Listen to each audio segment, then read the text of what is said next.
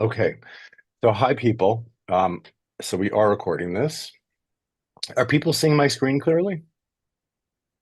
Yes, Do you I see the can. human scar, Rembrandt's Jacob? You see that? Okay, good. Um, so I want to introduce what I'm doing tonight as first of all part of a very long project that I've been working on for a very long time with Ronit Tan. She's the creative director of Writing on the Wall. Um, some of you know about us and what we've done. We really, the two of us, from very, very difficult, very, very different perspectives, decided to build this platform, Writing on the Wall. And we, about a month or two ago, or before that, Ronit said one of the things we really should talk about is, and this is her perception living in Tel Aviv, that we are also scarred. I mean, it's so obvious. Um, I think recent events show things that would normally have happened over several lifetimes are happening in a span of a year. And it's almost impossible here to process the just everything that's happening all the time. And we're working on healing, but I think the first thing was to look at the scars. So we're doing this project.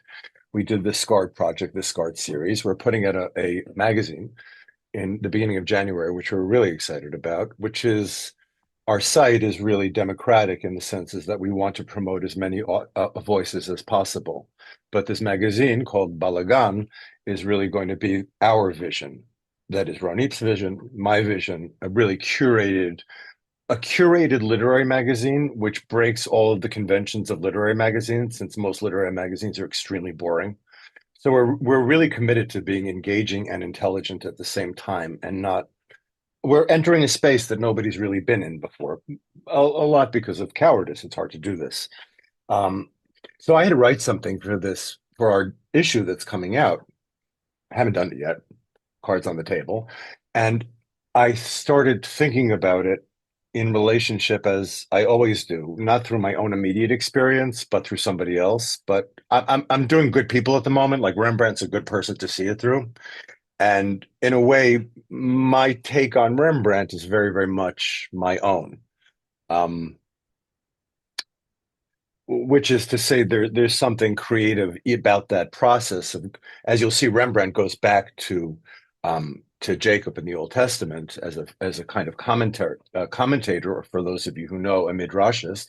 Everybody knows what midrash is here. Jennifer, you know what midrash is?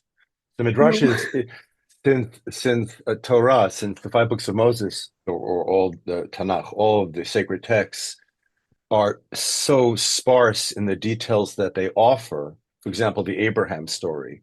We know nothing about really how he changed or converted or transformed. And Midrash comes to tell many, many, many, many stories. It fills in the Hmm. gaps. It's kind of Hmm. like it's hermeneutic, it's interpretive storytelling, basically. Okay. And Rembrandt, just by the way, we'll get to it. He lived in a very Jewish neighborhood and had close relationships with the most important rabbi in Europe at the time, Rav Menashe ben Israel. But we'll talk about him more later.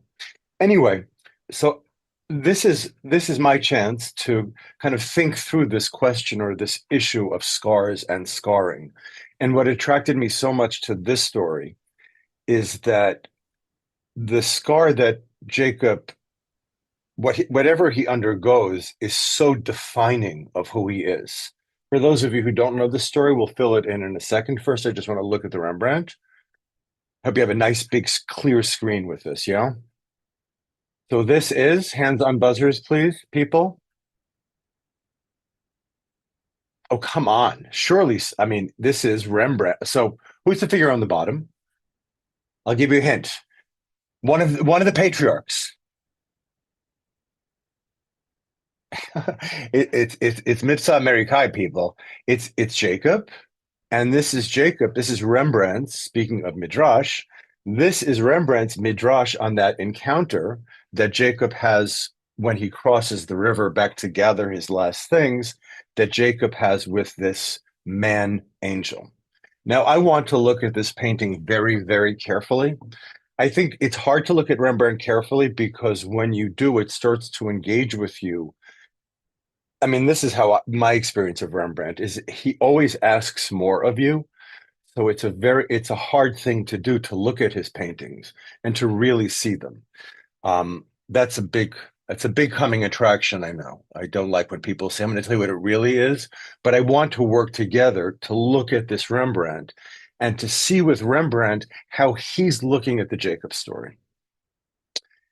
And then to think about how that Jacob story, how that may resonate with us as a kind of community of the wounded.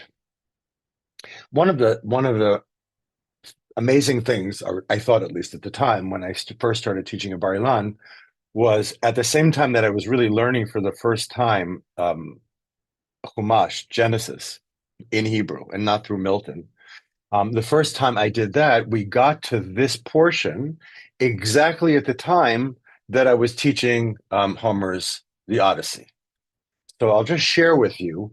My first instinct was to talk about Odysseus's scar, and for the aspiring young people here, one of the most famous essays in literary criticism was written by Eric Auerbach in a book called Mimesis, which he wrote in Istanbul in exile. And the Odysseus scar is a central piece in that work. So I was coming to Israel really with Auerbach and Odysseus in mind. And as you will see from this passage, I hope you can see it. I'll read it. I'll read it as well. Um, Odysseus is defined by his scar. His name, by the way, in Greek, Jennifer, you still know Greek, is to both, as I've been told, to suffer and cause, and both to suffer and to cause suffering. That's his name. So, of course, Michelle, Juliet asks, what's in a name? We know it's in Odysseus's name. He suffers. We're going to go into this story. This is in book 19. It's a flashback to when he was young. He was named Odysseus by his grandfather. He says, I'm a man of pain. Let my grandson be a man of pain. And in this flashback, Odysseus goes out on a boar hunt. Now, if any of you have gone on boar hunts before, you have to be very careful because they're not just typical pigs. They're dangerous, dangerous things. We have them in Haifa. So Odysseus, we're right in the middle of the story.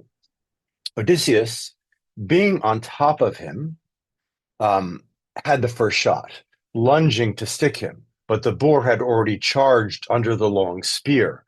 He hooked a slant with one white tusk and ripped out flesh above the knee, but missed the bone.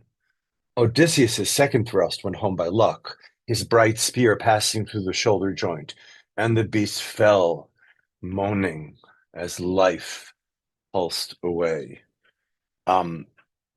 So the beast does die, and Odysseus in this story is living out his name. He's both suffering and causing suffering.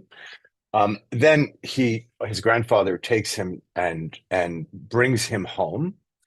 And here at the top of the second part, his father and Lady Anticleia welcomed him and wanted all the news of how he got his wound.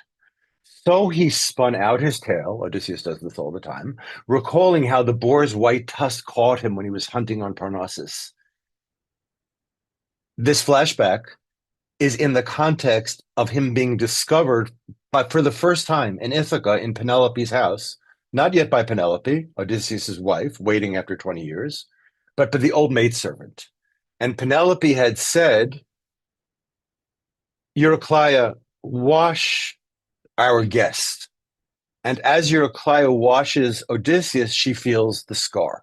And then we get this huge digression. And here's finally her reaction. Then joy and anguish seized her heart. Love that combination, joy and anguish. Seized her heart. Her eyes filled up with tears, her throat closed, and she whispered with hand held out to touch his chin.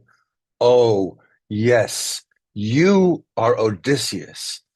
Ah, dear child, I could not see you until now. You can only see him once she feels him. So here, clearly, Homer is saying, if we look at Odysseus as a kind of everyman, the plight of every person is is always to be in this realm of being suffering and causing other people to suffer. Remember, Odysseus goes to Calypso's island, and he can't be himself on Calypso's island, and she seduces him with his her immortality. And Odysseus says, no, he must leave the island to become himself. He's perfectly safe on the island. He's immortal. But to become himself, to become his name, he must leave the island. And he is defined here by his scar. So if Odysseus is a kind of every person, that is the nature of human life, the scar. And Odysseus is defined by that scar. So now we're going to turn to our story. Okay? So we're kind of picking up this story from Genesis in medias res in the middle. Yaakov is about to confront his brother after so many years, followed by his two wives, Rachel and Leah, each with their children behind them. And Yaakov goes back across the river uh, to make sure that he hasn't lost anything or left anything on the other side of the river. And then it says, Yaakov remained alone. Yavata Yaakov Lovado. Yaakov remained alone. First of all, it's just a great moment in the Bible, this solitude that Yaakov is experiencing. And you can see from somebody turn their mic off, Batsheva, and you can, because I'm hearing breathing, and you can see from the beginning of the verse why some commentators say the wrestling was internal. Yaakov remained alone, and a man himself, I'm not saying that is the simple meaning, but it's certainly there. And a man wrestled with him until daybreak. He saw, and here the commentators, in fact, this translation put in brackets who the he's were. When they put it in brackets, it means it's up for interpretation. But I think we'll be able to figure it out, or what is the most probable reading. He saw that he could not defeat him. Who's the he here? I mean, I think it seems this man is this man angel, we'll find out. So in the context of the whole story, he saw that he could not defeat him, Yaakov, and he struck the socket of his hip. So he strikes him. I mean, I'm taking Yaakov's scar from Odysseus' scar, and he struck the socket of his hip. Yaakov's hip joint was dislocated as he wrestled with him. Different translations. He said, let me go, for the dawn is breaking. Who says this here? The angel man. The midrash that Rashi quotes says this angel man was the Tsar of Esav. He was the prince, this prince angel, the overriding spirit of Esav. Okay, so Esav says, let me go, for the dawn is breaking. He said, Yaakov said, I will not let you go unless you bless me. So it's interesting in the story that he's really been wounded by him. And now instead of saying, go, he says, stay and bless me. And what he's going to turn out and say, he's going to stay and name me. He said to him, what is your name? And he replied, Yaakov. He said, no longer will your name be spoken of as Yaakov, but as Yisrael.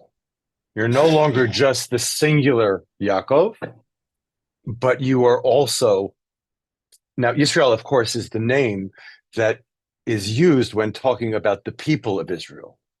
That's one of the interesting things about Yaakov, is that he will always have these two names. Abraham, as you remember, his first name was Avram, and God changes his name from Avram to Abraham, the father of nations. So the Talmud says you're actually punished if you say Abraham's old name, because he's a new person, he's a different person. Or there's a penalty if you say his old name. But with Yaakov, both those names maintain. And I think that's why Yaakov we're the closest to Yaakov, because we experience the world both very much as individuals and part of the whole.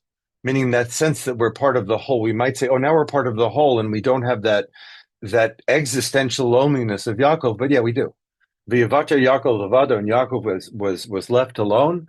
I mean, it really is a close up, a kind of on the existential state of a person by themselves. And I'm convincing myself more and more of this, this being a kind of internal fight or an internal battle.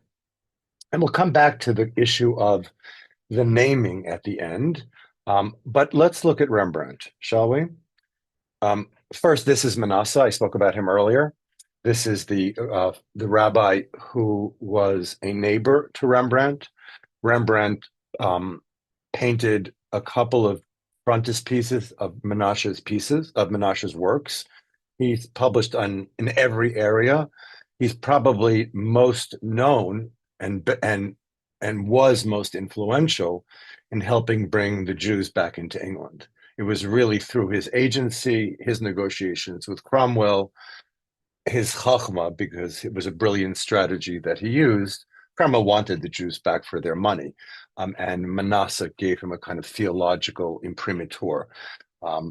Anyway, and Manasseh also, interestingly, was the tutor of, who's your favorite Dutch person, aside from Rembrandt or Manasseh? Spinoza. So Manasseh, everything that Spinoza knows about Torah, and he knows a lot. When you read his Tractatus, you see he knows. So because he learned with the greatest rabbi of his generation. And this trio, I look at Rembrandt and Manasseh and Spinoza as creating the modern world together. One day when I have enough time, I'm going to write a play where the three of them meet in a coffee house in Amsterdam and plan the modern world together. But they really, I mean, the argument is there. Okay, so let's get back to our image. Why don't you tell me about this image? Let's have class participation. We read the story now. I mean, we had to read the story before looking at the image, right?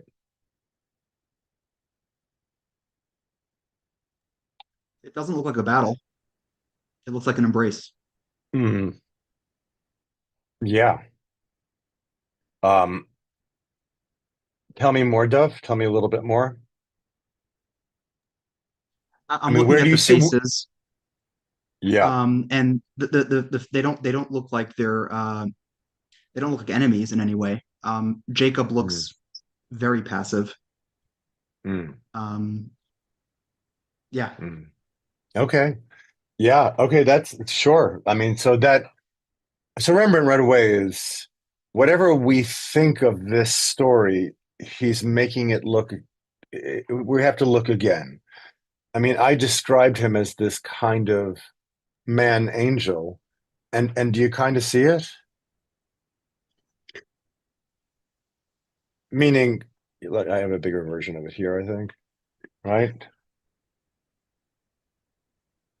You can see it better here, right? Yeah.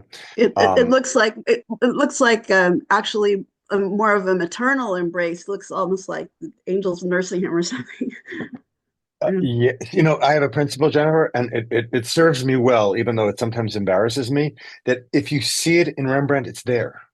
I mean, that's the way Rembrandt works. If you see it, it's there. Um, and I think a lot of people are afraid to look at Rembrandt because it's so right away we talked about this is not simple. I say the angel man, and I have the thing has wings, right? Or this creature has wings.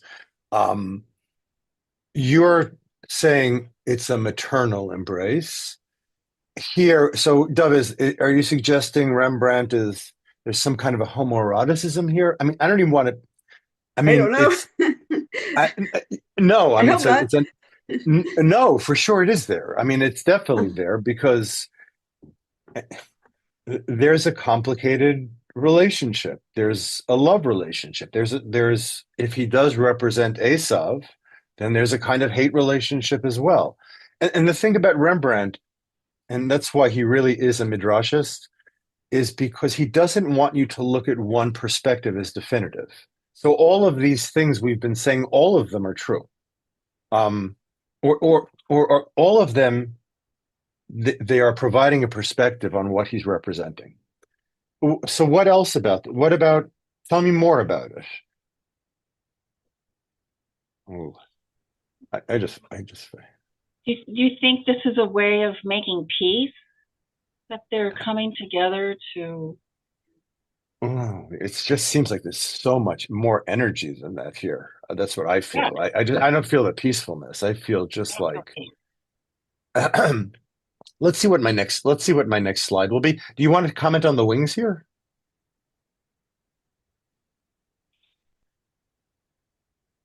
Okay. I mean, somebody comment on the wings. They look worn. They look very They worn. look worn out. They're like secondhand. Yeah. Yeah, and they look they And will oh, recede into the background, like they're kind well, of what? not de-emphasized. Hmm, Well, they're maybe sort of give. Go ahead. no, they just seem to me like they're receding, like they're So, I mean, yeah. I want to talk about them in the background as well.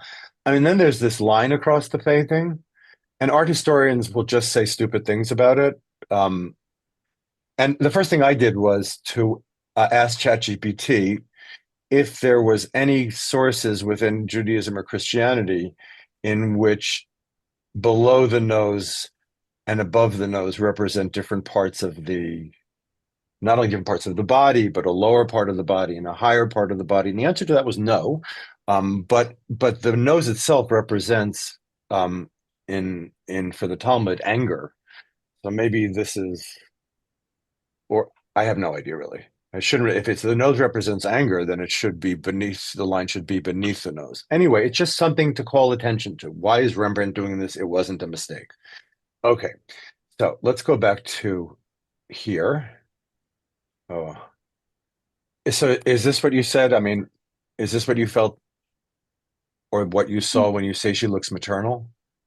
Maybe, yeah, kind of interesting. Yeah. What about her? Well, no, I wasn't thinking of the Pietà that not not really, but that's interesting. So, it does look I like that, was. I was. huh? So Jennifer, I mean, did you have ESP? So I don't I know.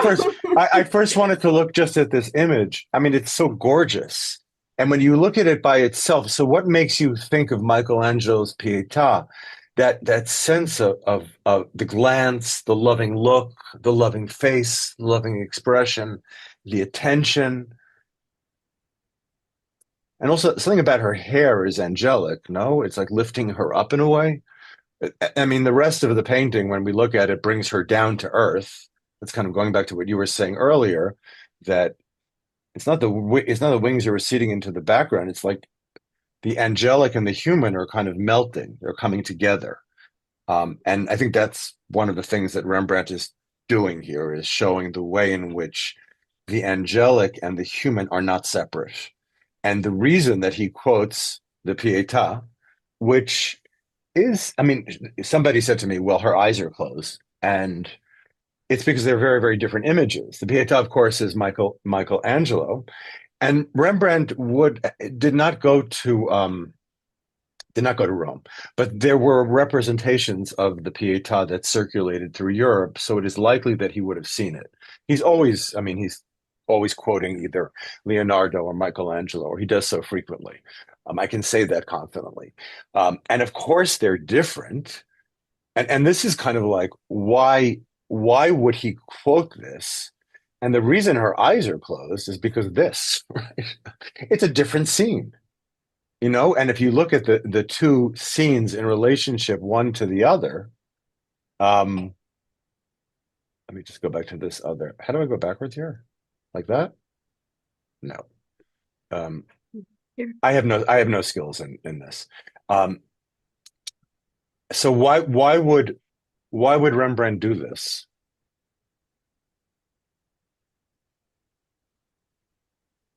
Kind of perverse in a way.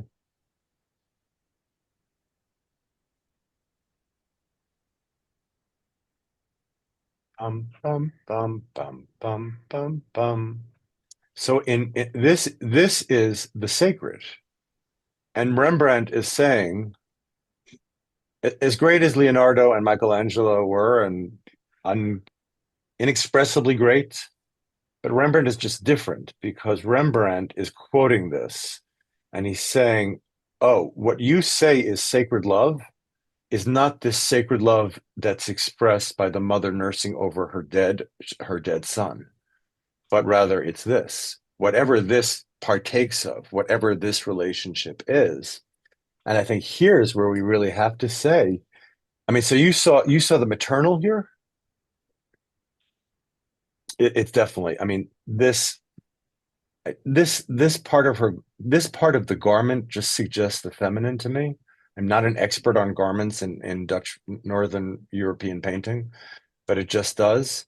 And this line as well, something about it. Um, and so you said before, Dove, that he looks passive here. Can we sustain your reading and this read? I mean, does this make sense to say that it is maternal? Does he look less passive from some perspective?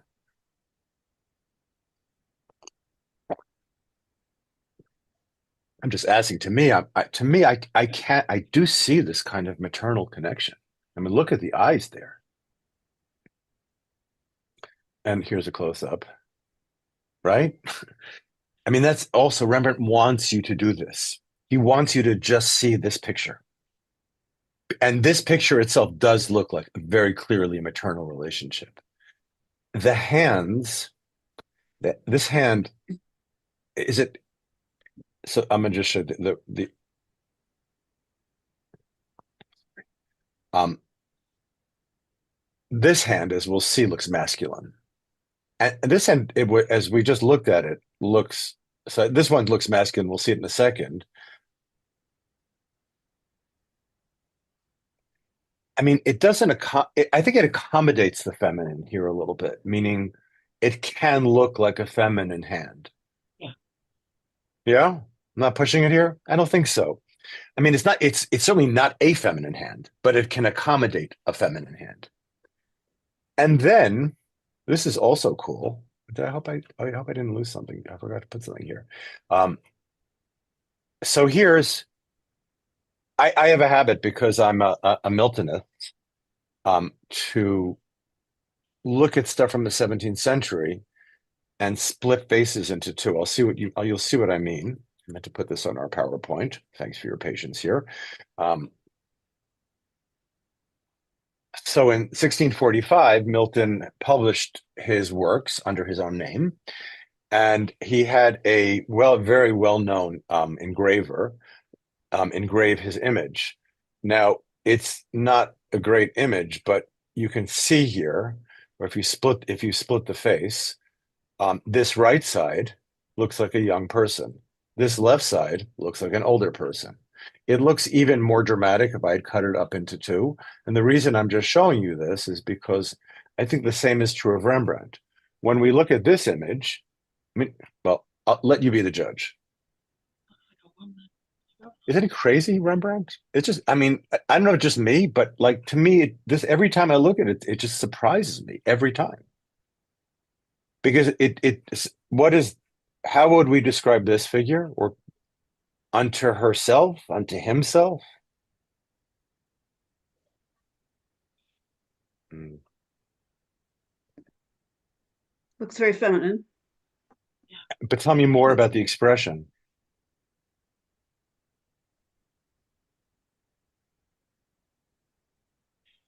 Is there the same? I see both. Here, you see the smile turned up, don't you? A little bit. It can accommodate smile, but here, this looks so much more serious. Here's the loving mother. Here seems to be the very, very worried mother to me. I mean, Rembrandt does hear that. Here's that line. It's across her face. You'll also notice that the hair here is pretty uniformly brown, and here it's a little bit black. It's a little bit grimmer, I think. I mean, I think it brings the energy or pushes the energy of the painting in a different direction. Again, here, and also that very feminine curl here. There are no accidents in Rembrandt, none. Rembrandt is Shakespeare, same thing. Um, and then here, I mean, to talk about if you take out the faces, so what do you see here? If you see it, it's there, people. telling you, people do not want to look at this painting. It's a very sexual image, isn't it? And his face could look like ecstasy. So if we're trained in this tradition, life and death are separate. So this, sorry, that the spiritual world is a world unto itself. That's the Catholic world. I'm sure, Jennifer, you know more about this than I do, I think, but the Catholic world is really dualistic in its basis. Rembrandt is in 17th century Holland, and what he's doing with people like Shakespeare and John Donne is saying that the language that we've been using for romantic love is what spiritual love is, meaning there is no distinction.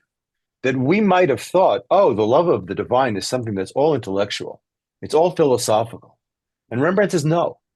And Rembrandt essentially says, and this is how he is such a Jewish figure, is he understands that this itself is a moment of the sacred. And he humanizes it, not because the human is also sacred, but because the human is the sacred. And why that's true, we'll come back to that in a second. I want to just look at, this is the part I'm kind of embarrassed about. These images here.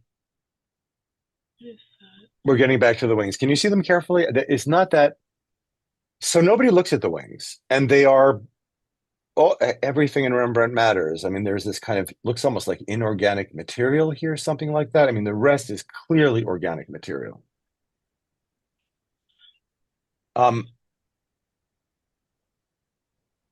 Is it just me? Are there any images in these angels' wings? I really I feel am that I embarrassed. see I Yeah. feel that I see a female face and a male face within the Ooh. wings. I See, see a I dog. That looks See, like a that's what dog to me. it looks like. It's so I'm up there's a lot of energy on this side. It's more on this side. But yeah, I see a little doggy here. Yeah, Can you not see that? Can you yeah, not see that? And what about here? it looks like a cat or some kind of lion. Or maybe a bunny rabbit? Or a bird Whatever, with a right? big beak. It doesn't matter. It doesn't matter. The question then becomes, so whatever these things are, these angelic things are given this organic, they're organic. They're not angelic. Why does Rembrandt have little animals in his wings? In Milton's Paradise Lost, Leia, we're going to be doing this soon. It's so much fun. In Milton's Paradise Lost, the angels eat. The angels who come meet at Abraham, the rabbis say, of course they didn't eat. They gave the food to the dog under the table. And Catholics he definitely did. They definitely didn't eat because of the separation between spirit and matter. But in Milton, angels eat because knowing and tasting, the physical and the intellectual are intertwined together. So Rembrandt paints the Jacob and the angel man, this love or intensity between them. And he says, this is the realm of the sacred. And the reason you almost feel, I mean, with Rembrandt, you feel her or him. To me, when I look at it, it's a her, but that's just me. You feel like the white garment is kind of pulling her up, but the wings, strangely, instead of pulling her up, are kind of pulling her down. And when I see him as a lover or whatever, he's doing both. He's both pushing her up and pulling her down at the same time. Leia, that makes sense? Leia's not there. I know I am here. I Yeah, see yeah. some movement. I see a little bit more static movement at the bottom. When I saw Mm. the whole image, actually, it looked like a waltz. It looked like some type of dance, a hand behind the neck, a hand on the hip. Right. Yeah. And I see that type of movement. I feel that they're moving in unison. Also, and this is this is where I just say everything on my mind. Now, we read the story, and in this story, what happens to Jacob? He gets wounded. Where does he get wounded? The hip socket, the thigh. Again, I don't know. To me, this is just looks. It looks to me like Jacob here, this part of his body is kind of making an imprint onto the angel's leg. So it's not here. You can object at any time you want to. So here, it's not Jacob who's being wounded, but it's the angel who's being wounded. And in this reading, so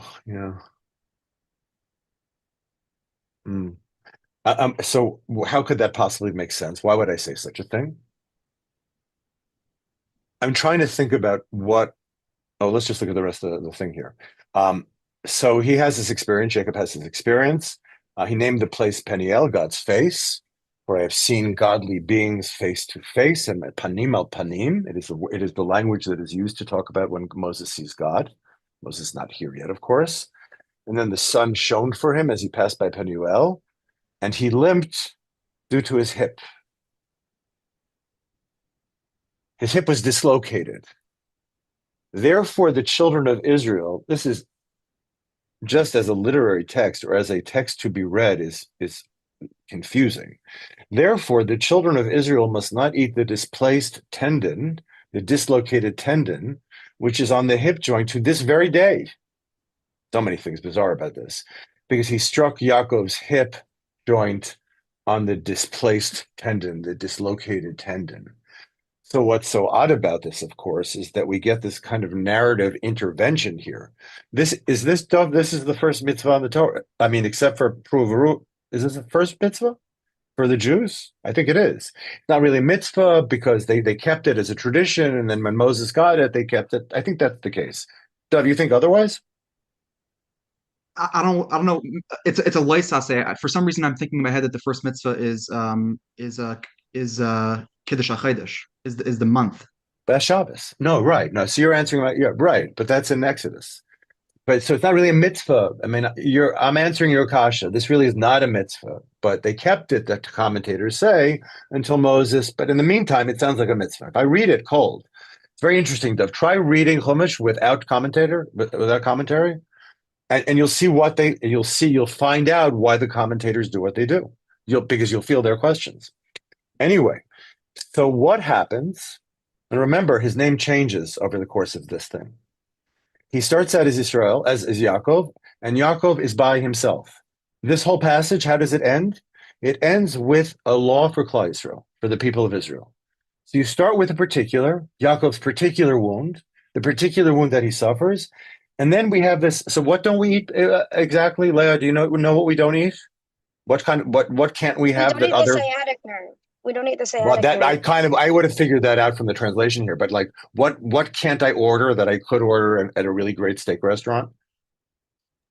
Filet mignon. There you go. Wow, that was good answer. Although people know that in Israel, like there's some people in Israel who have a tradition that goes back 3,000 years, and they know how to take out the sciatic nerve. You can have it here. So how is this different from Odysseus? I wanted to come back to him. It's interesting that every place Odysseus goes, except when he's hiding, he proclaims his name. Remember with the Cyclops, when he introduces himself, he says, "I'm nobody."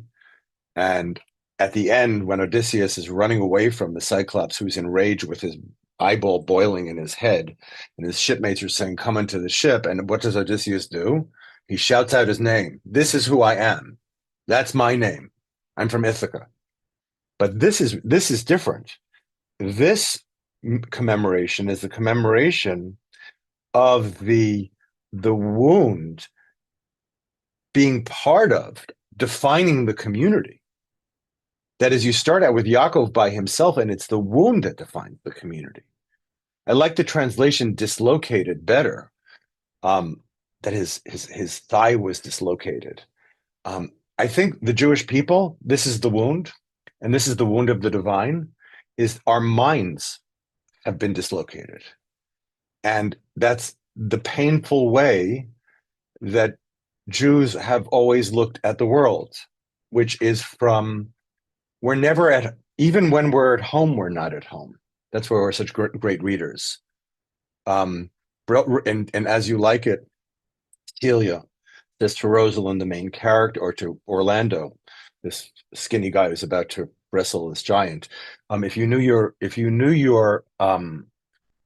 you saw yourself with your eyes or knew yourself with your mind. And I mean, Shakespeare, and in the 16th century, there's a reinvention of the psyche, and largely that comes from translations of Psalms, but that's for another story. But the wound itself is that consciousness, that spiritual consciousness. The wound is the encounter with the divine, because it is a wounding thing. It dislocates us. Some commentators say that Jacob limped through history, that all of the tzaddikim, all of the great righteous people, they also suffer this limp.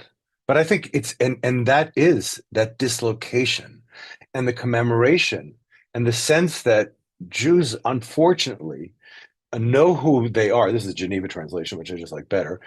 Jews know who they are through their shared wound. So now I'm coming back to, because I want to make sure that before we go, that I'm able to write this thing that I have to write. So I understood on October 7th, which I think it's qualified by, I know it was hard, it's still horrible, but it made me understand what it is to be a Jew.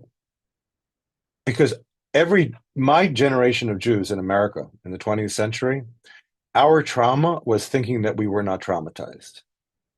I grew up in, or as the most privileged generation of Jewish people, I think, in 2,000 years. I went to Columbia, I went to Oxford. I mean, what a miracle. I mean, that, my great-grandfather was a jeweler in some shtetl someplace. And anti-Semitism to us was a footnote. It was Holocaust, a Holocaust, Holocaust. And I think what happened to me is,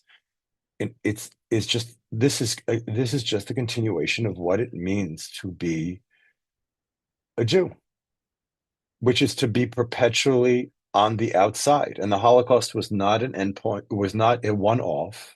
It was a culmination. I'm just saying, I know I'm sounding like a lecturer here, but I want just to personalize this. Like, I felt, I have a responsibility here. I'm responsible to this privilege. And that privilege that I have, it's strange for me. For me, the knowing the wound to me is for me part of the privilege. To understand that, to be part of it, to feel responsible to it. I mean, it's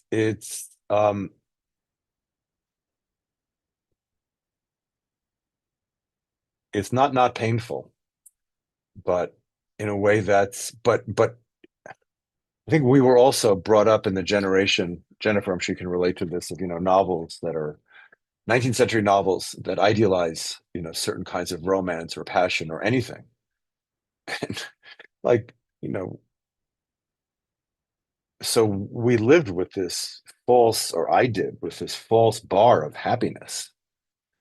And Baruch Hashem, but Jews are not happy. I mean, we're happy. We have simcha. We feel, we're in pain. And I think Jacob, the reason I was attracted to this painting just for tonight, is that Jacob's pain, this encounter with the divine, this is the pain we share. This is the pain that is generational. One last thing, I saw a midrash on Abraham in a few parshas ago, when he's waiting for guests.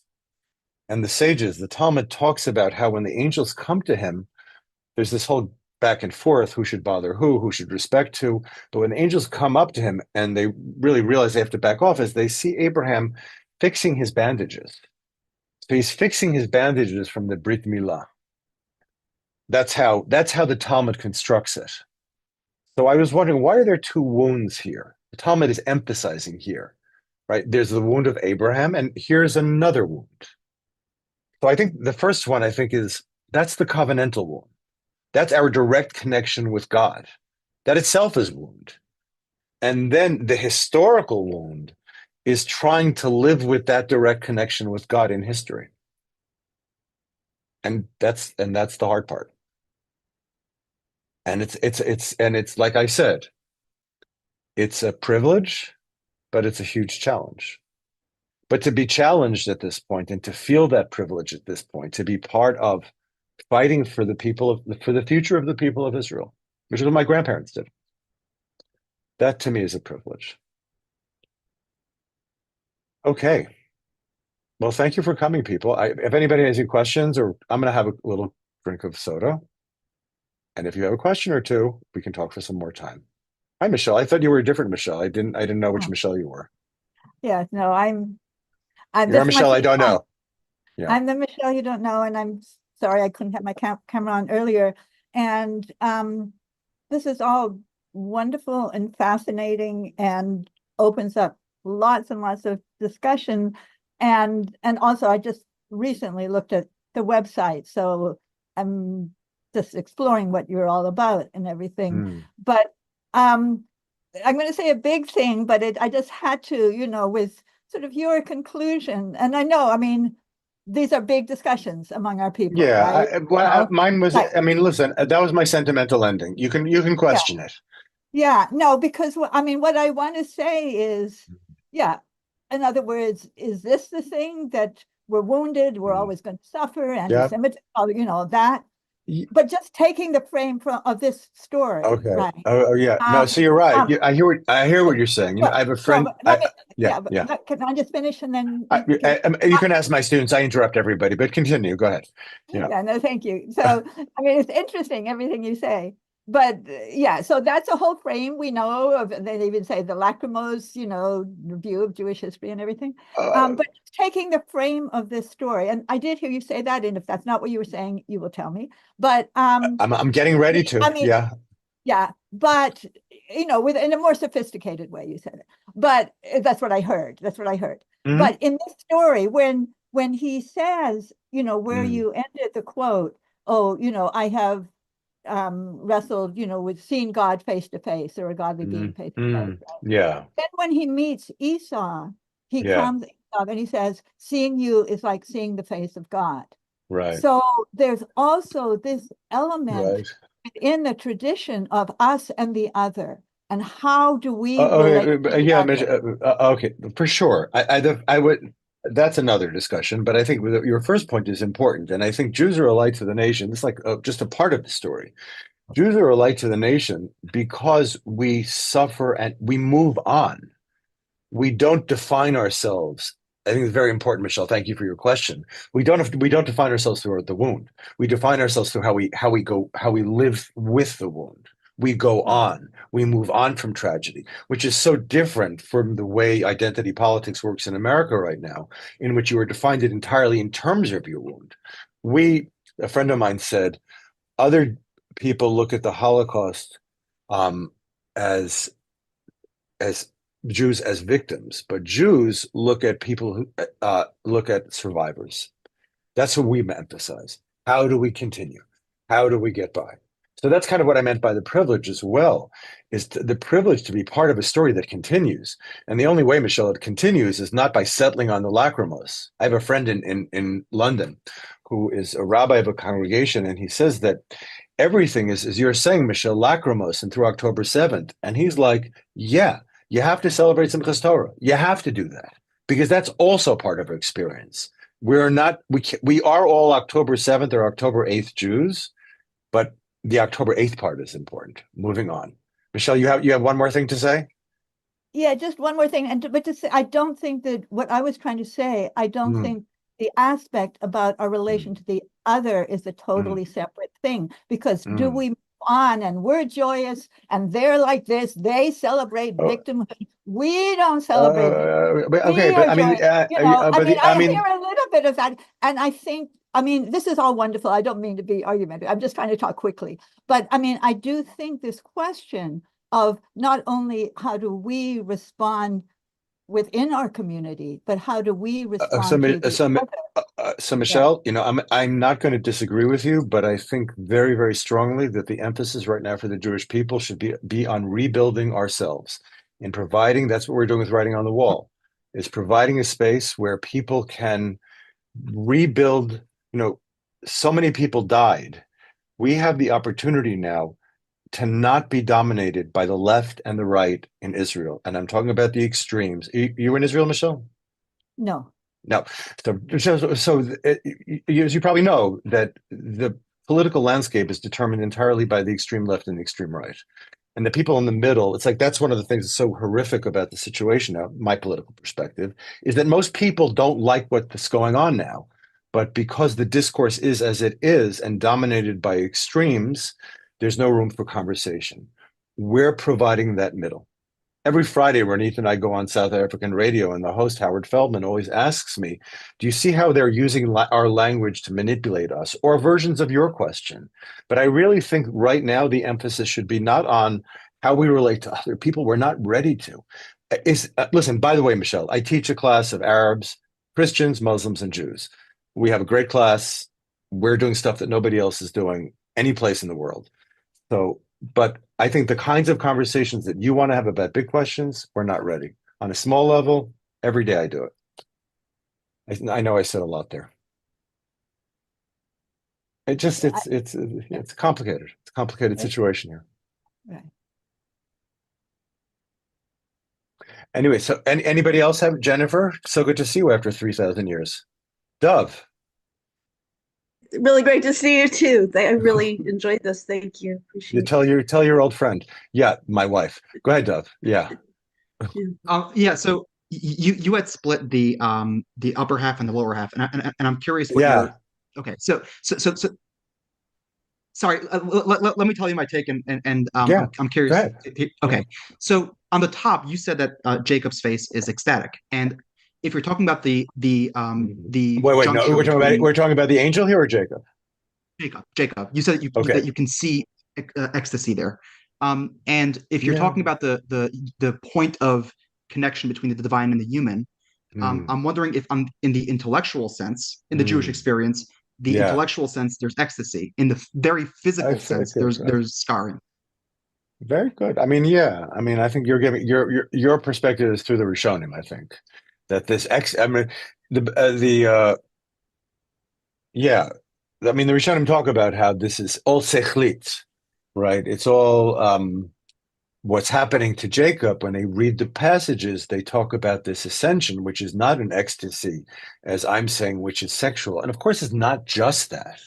It's like a John Donne poem. You bring in the erotic to show the nature that the intellectual experience has a sense to know is to love in some way. I mean, that's already requires a lot of commentary to make sense of that. But knowledge and love are related one to the other. When I give something my attention, that's a form of love. I think that's a very good definition of what love is. It's a certain form of attention. You can give it to a book, you can give it to a person. And you're saying that knowledge, that's what the ecstasy. But I would just say for Rembrandt, they're and for people, they come together, no? Oh yeah, I'm just saying that there's that. I think you were talking about the intellectual pain that there is. I'm saying that we see in the lower half that there's also in the connection between the human and divine, there's also physical pain. Oh, I see. Yeah. No, you can see it when you look at the painting in certain ways. And I really like after we talk, just go back and look at the painting. I mean, we didn't really even. There's so much here. What I mean, in the background. I mean, this here also. These are I mean, I don't know what those are. They're suggestive things, but just the way in which the background melds with the foreground, that itself, and the ways it does in such interesting ways, and the leg also of the figure. This one naked, this one not naked. There's just so much going on here. Rembrandt, man. Thank you so much, people. And come to Writing on the Wall and be part of us, what we're doing. Yalla, bye. Okay. Thank you. Thank you. Be in touch. Yeah. Thank you. Thank you, Bill. Thank you. Call to everybody. Bye. Bye.